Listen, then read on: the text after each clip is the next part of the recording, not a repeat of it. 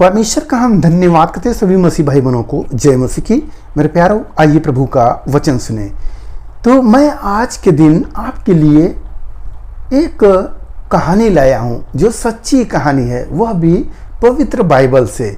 आप उसे सुने, यह प्रेरणादायक है क्योंकि यह परमेश्वर का हालेलुया आत्मा के द्वारा जो भविष्यवक्ताओं पर होकर यह लिखा गया है। तो आप इसे सुने और प्रभु का आशीष पाएं। तो यहाँ पर दूसरा राजाओं का किताब अध्याय 6 और वचन 24 से मैं इस कहानी को बताऊंगा कि जैसे आप लोग अकाल के बारे में सुने हैं।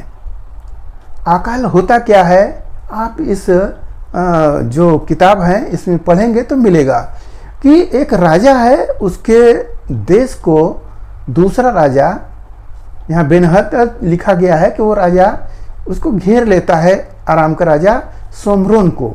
तो जब वो राजा पूरी घेराव कर देता है तो उसमें कोई बाहर जाएगा तो वो मारा जाएगा। इस डर से सब लोग उसी अपने जैसे एक शहर हो या एक गांव हो उसी में चुपचाप रहेंगे, बाहर जाएंगे तो मारे जाएंगे। तो यहाँ पर लिखा है कि अकाल पड़ जाता है और लिखा है कि इतनी महंगी हो जाती है कि सब लोग जो भी अनाज बचा था सब खा गए, अब कुछ बचा नहीं। यहाँ पर लिखा है कि जो गधे का सिर है वह 80 चांदी के टुकड़ों में बिकने लगा और कबूतर का बीट 5 चांदी के टुकड़ों में बिकने लगा। लोग खरीद रहे हैं, उसको खा रहे हैं। सोचिए कितनी दुख की बात है कि गधे का सिर कैसे खाएंगे बताइए, परंतु भूख क्या करवा सकती है। आप सोचिए, ये यहाँ पर कबूतर का बीट, सोचिए कबूतर टट्टी करता है, उसको भी लोग खरीद के खा रहे हैं। क्या आप सोचेंगे कि क्या उसमें भी उससे भी पेट भरता है? हो सकता है, होगा उस जमाने में। तो वहाँ पर उसको भी बिक्री चल रहा है। और भी आगे सुने कि राजा अपने महल पर टहल रहा है तो एक औरत आकर करिए, राजा मेरा न्याय करो, मुझे बचाओ। तो राजा कह रहा है कि मैं तुम्हारी क्या रक्षा कर सकता हूँ, देख रही हो कि न तो खलिहान में कुछ है न तो कुंड में कुछ है, कहाँ से मैं बचाऊं। तो वो कह रही है मुझे बचाओ। तो वो राजा कह रहे हैं क्या बचाऊं मैं। तो वो औरत कह रही है कि राजा साहब, इस औरत ने कहा कि तुम आज अपना लड़का दे दो और हम उसको मार के पका कर खाएंगे, और इसने मेरे लड़के को खा लिया। अब इसके लड़के की बारी आई है तो ये उस लड़के को छिपा दिया है, आप मुझको वो लड़का दिलाओ। मेरे प्यारों, इस बात को राजा सुनकर अपने वस्त्र फाड़ता है और रोने लगता है। कितना दुख की बात है कि बताइए कि अपने लड़कों को मार के पका के वो खा गई और दूसरे के लड़के को जो बात हुआ था उससे वो भाग रही पीछे, अपने लड़के को बचा रही है। इसकी दुहाई राजा के पास आ रही है। सोचिए कैसा अकाल होता है कि इंसान को अपने बच्चों को खाना पड़ रहा है। मेरे प्यारों, तब राजा क्या करता है, एलिसा के पास आता है और बड़े गुस्से में आता है। तब एलिसा एक वचन देता है, उस वचन को आप सुने, मैं पढ़ता हूँ। यह 7वें अध्याय से पहला वचन है। तब एलिसा ने कहा, यहोवा का वचन सुनो, यहोवा यूं कहता है, कल इसी समय सोमरोन के फाटक में 1.25 भर मैदा 1 शेकेल में और 2 सवा जौ भी 1 शेकेल में बिकेगा। तब सरदार ने, जिसके हाथ पर राजा तकिया करता था, परमेश्वर के भक्त को उत्तर देकर कहा, सुन, चाहे यहोवा आकाश के झरोखे खोले तो भी क्या ऐसी बात हो सकी कि उसने ऐसा कहा। एलिसा बता दिया कि कल बहुत ही सस्ते में सब लोग खरीदेंगे और खाएंगे।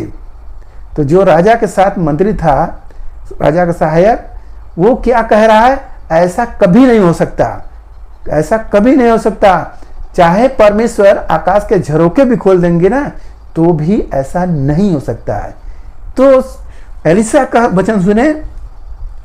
उसने कहा, सुन, तू यह अपनी आंखों से तो देखेगा परंतु अन्न में से कुछ खाने न पाएगा। हालेलुया। यह वचन एलिसा के मुख से निकल गया और ये लोग ठट्ठा उड़ा दिए। ऐसा हो नहीं सकता। जानते हैं, आगे जब हम इस कहानी को बढ़ाते हैं तो घिराव ऐसे ही रहता है। तो वहां पर दो कोढ़ी लोग हैं कुछ, और कोढ़ी लोग क्या करते हैं, आपस में बातें कर रहे हैं कि इस जगह रहेंगे तो भूखों मर जाएंगे, क्यों ना हो हम लोग फाटक से बाहर जाएं और भले वहाँ का राजा, आराम का राजा हम लोग को मार दे, वहाँ कबूल है, ऐसे भी यहाँ मरना है, वहाँ भी मरना है। तो जब वो वहाँ जाता है तो वहाँ क्या देखता है कि वहाँ पर उनकी छावनी में कोई नहीं है, क्योंकि परमेश्वर के दूत ने उनको आवाज़ दिया कि बहुत बड़ी सेना आ रही है। और वहाँ की जो सेना थी बेनहदद की, आराम की सेना, और डर के मारे भाग गई सब कुछ छोड़कर। तो ये कोढ़ी लोग क्या करते हैं, वो मनमाना खाते हैं, सोना चांदी चुराते हैं। फिर बाद में उनको बहुत पछतावा होता है, हम लोग ये गलत कर रहे हैं, चलो राजा को बताएं।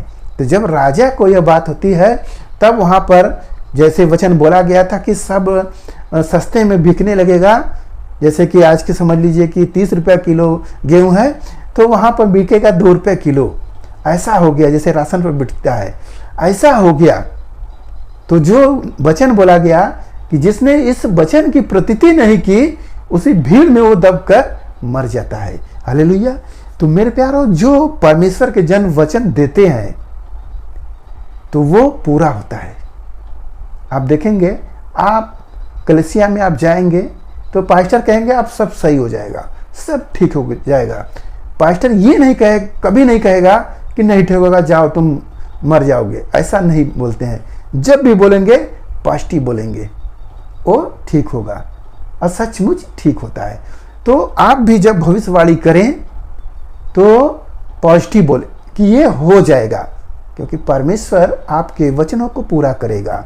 आप देखेंगे एजकेल को परमेश्वर एक तराई में लेकर जाते हैं, कहते हैं देखो यहाँ क्या दिखाई दे रहा है, तो वो देख रहा है, कह रहा है कि यहाँ तो हड्डी हड्डी है।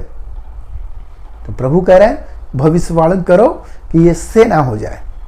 तो ये कह रहा है एजकेल, ये मुझसे नहीं होगा प्रभु, आपसे हो सकता है, ये मैं नहीं कर सकता। तब परमेश्वर कह रहे हैं तू बोलेगा उसको पूरा मैं करूंगा। हालेलुया। यही वचन जब हम सब बोलते हैं तो परमेश्वर पूरा करते हैं। मेरे प्यारो, परमेश्वर सामर्थी है। मैं एक लोग की गवाही बता रहा हूं, एक लोग के पास 4.5 पॉइंट केवल ब्लड है, और वो आकर आदमी हमसे कह रहा है बार बार, देखो मेरे हाथ में ब्लड नहीं है, देखो मेरे हाथ में ब्लड नहीं है, मैं क्या करूं। क्योंकि मैं उसका प्रार्थना कर रहा था, 3 महीने लगातार प्रार्थना चल रहा है, और बार बार मुझे तंग कर दिया। तब किसी के द्वारा पता चला कि 4.5 पॉइंट ब्लड पर कोई चल नहीं सकता, उठ नहीं सकता, ये तो आदमी चल रहा है। तब मुझे बड़ा ताज्जुब हुआ, अरे 4.5 पॉइंट पर चल रहा है और ये कह रहा है। तो जब वो दोबारा आता है तब मैं उसको बिगड़ता हूँ कि बताओ, ये उंगली देख रहे हो और परमेश्वर का अद्भुत सामर्थ्य नहीं देख रहे हो कि तुम्हें परमेश्वर चला रहा है। उस हाथ को मत देखो, ब्लड को मत देखो, उस परमेश्वर को देखो जो तुम्हें चला रहा है। जानती हो 4.5 पॉइंट ब्लड में व्यक्ति गिर कर खाट पर हो जाएगा, वो चल नहीं पाएगा, मगर आप चल रहे हो। तो इससे विश्वास करो, परमेश्वर आपका खून से नहीं, आपको परमेश्वर के विश्वास पर चल रहे हो। मेरे प्यारो, आप भी विश्वास करें, परमेश्वर का जो हम सब प्रार्थना करते हैं, जो वचन बोलते हैं, वो परमेश्वर पूरा करता है। तो इस विश्वास के साथ यह वचन पूरा हुआ। आइए आपके लिए हम प्रार्थना करें। महान परमेश्वर, माँ का धन्यवाद करते हैं मिश्राया, आज के दिन प्रभु जो यह वचन मिला, जितने सुने प्रभु ने आशीष मिले, उनके घर परिवार में सुख शांति बनी रहे, सभी लोग भले चंगे रहे। मेरे प्रभु, आज का वचन उनके हृदय के पट्टियों पर लेकर खिंचाए पिता, जो यह कहानी प्रभु सच की कहानी, हालेलुया, लोगों के जहन में बैठे प्रभु, ताकि वो भी परमेश्वर के वचनों पर विश्वास करने लगे। धन्यवाद करते प्रार्थना यीशु मसीह के नाम में, आमीन।